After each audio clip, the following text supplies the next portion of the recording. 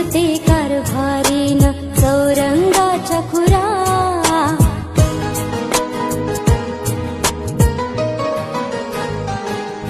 नाव गणाचं गोंदायचं आणि सुखानं नांदायचं.